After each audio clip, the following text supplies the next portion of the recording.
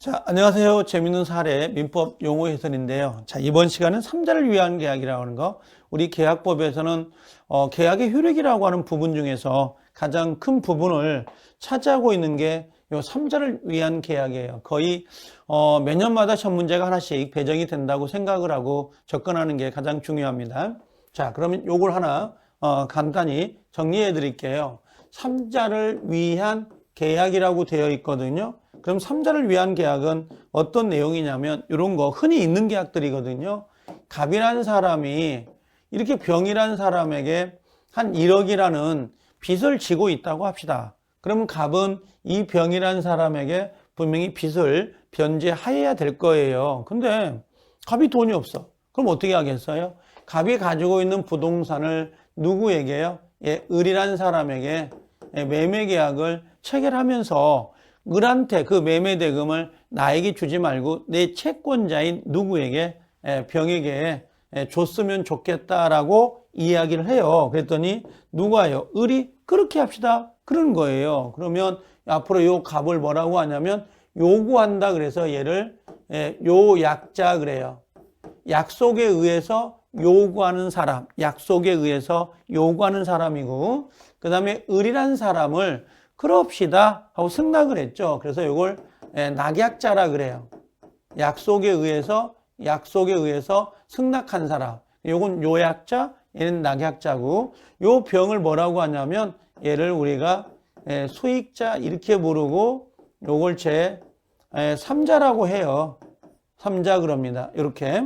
그러면 우리는 지금 계약을 누가 한 거예요? 계약은 요약자하고 낙약자가 기본 계약을 맺는 거고, 단지 수익은 누가 보는 거예요? 요 병이 보는 거예요. 자, 예를 들면 여기 엄마가 파리바게트 사장님하고 계약을 맺어가지고 만약에 내 딸이 오면 그 바게트 우리 케이크를 좀 주세요라고 돈을 주면서 여기서 뭐요? 케이크를 주는 형태.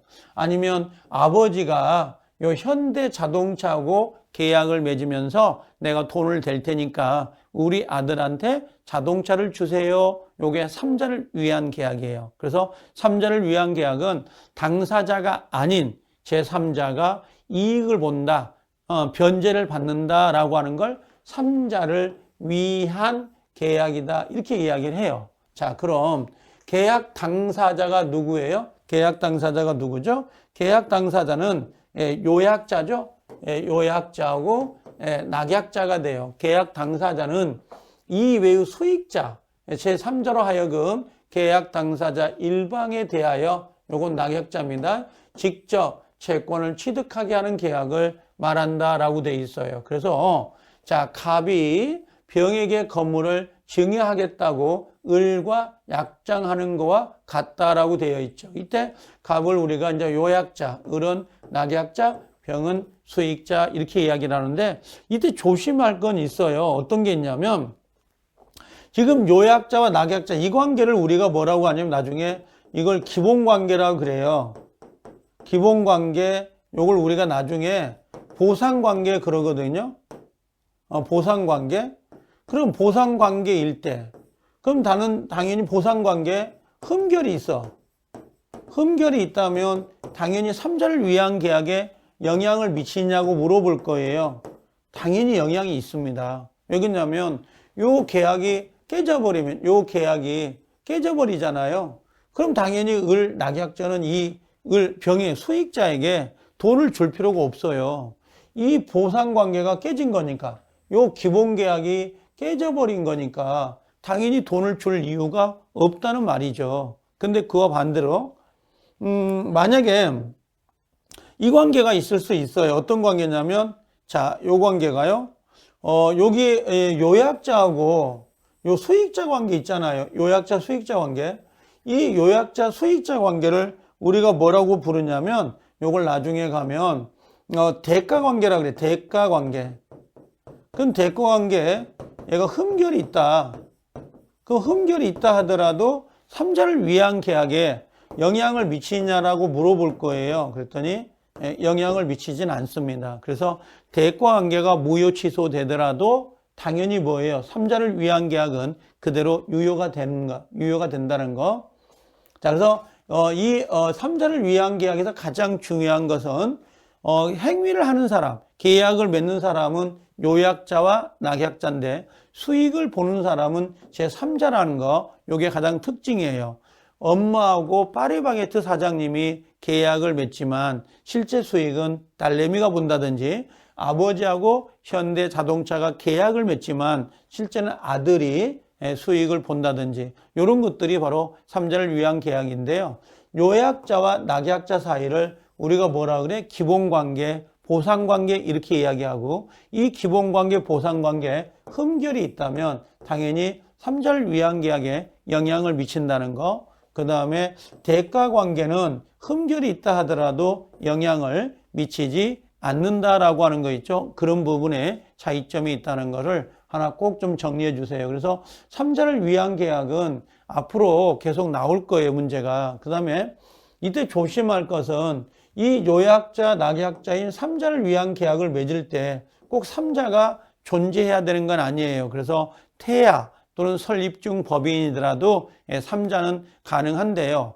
나중에 삼자가 수익을 받겠다, 돈을 받겠다, 케이크를 받겠다, 자동차를 받겠다라고 누구에게? 낙약자에게 표시가 되어야 이 사람은 수익을 받을 수 있는 권리가 생겨요. 그래서 그 수익의 의사를 표시할 때까지는 반드시 제3자가 존재하고 있어야 된다라고 되어 있습니다. 그래서 삼자를 위한 계약 있죠. 이 삼자를 위한 계약은 상당히 우리 계약법에서는 거의 문제가 한 문제씩 나온다고 보시고 가시면 될 것 같아요. 아셨죠? 자, 그래서 요걸 하나 정리해 둘 필요가 있고요. 그 다음에 제한 능력자라고 되어 있거든요. 이 제한 능력자는 정확히는 우리 시험범위는 아니에요. 시험범위는 아닌데 우리가 그 대리 파트에서는 이게 나와요. 또 요소 취소권에서도 제한 능력을 이유로 취소할 수 있다. 뭐 이렇게 내용이 나오거든요. 그럼 예전에는 이 제한 능력자가 옛날에는 이걸 행위 무능력자 이렇게 표시했었어요. 행위 무능력자 그랬습니다. 근데 지금은 제한 능력자라고 해서 요게 일종의 취소 사유가 된다는 거, 요거 하나 오고요. 그 다음에 제한 능력자가 대리 행위를 할 수가 있느냐, 대리인이 되냐, 그래서 대리인이 될 수 있다는 거. 그래서 우리 시험에서는 요거인 것 같아요. 취소할 수 있다, 대리인이 될 수 있다라는 거. 자, 그러면 제한 능력은 법률 행위를 계약입니다. 계약을 스스로 완전하게 할 수 없는 사람이다 라고 되어 있고, 민법의 규정상 제한 능력은 미성년자, 만 19세가 되지 않는 사람, 그 다음 피한정 후기현이는 제가 항상 수업할 때도 아마 그럽니다만 약간 그 치매 환자 중 정신이 오락가락 하신 분이 있잖아요. 들어왔다 나갔다 들어왔다 나갔다, 그런 분들을 제한 능력자 중 한정 후견이라 그래요. 근데 여기 보면 피성년 후견이 있죠. 이분은 전혀 사람을 알아볼 수가 없는 노인성 치매 환자들, 전혀 알아보지 못한다. 과거에 금치산자라고 했던 사람들을 의미합니다. 그럼 제한 능력자는 취소할 수 있는 법률행위를 단독으로 취소할 수 있다. 그래서 제한 능력자도 취소권은 있다는 거고요. 그 다음에 두 번째는 제한 능력자가 취소의 원인이 소멸된 후에 이 일을 보유하지 않고 채무 일부를 이행했다면 이건 추인으로 볼 수 있다라고 하는데, 나중에 가면 이게 법정 추인이라고 해서 민법 총칙은 크게 다루는 것 중에 하나가 돼요. 그래서 제한 능력자 그러면 일단 두 가지 기억하고 계세요. 하나는 뭐냐면 취소 사유가 되면서 취소할 수 있다는 거. 그 다음에 두 번째는 대리인이 될 수 있다는 거. 이 제한 능력자에서 가장 대표적인 게 누구냐면 요 미성년자예요. 미성년자. 그래서 요 미성년자를 꼭 하나 체크하고 계셔야 돼요. 미성년자고, 그 다음 피한정, 그 다음 피한정, 피성년, 요것들이 지금 나와 있다는 거. 그래서 요것들은 우리 시험범위는 아닌데 그 용어들을 종종 여기저기서 사용을 하니까 그걸 체크하고 가실 필요가 좀 있습니다. 그래서 요거 제한 능력자도 하나 좀 체크를 하고 가실 필요가 있다는 거 하나 기억을 해 주실 필요가 있고요. 그 다음에 이제 여기 다음 페이지에 나오는 거 보니까 제한 물권이란 말 나오잖아요. 이게 제한 물권 그러거든요. 이 제한 물권은 다른 건 없어요. 여러분들 갑이 집을 가지고 있잖아요. 그럼 집을 뭐예요?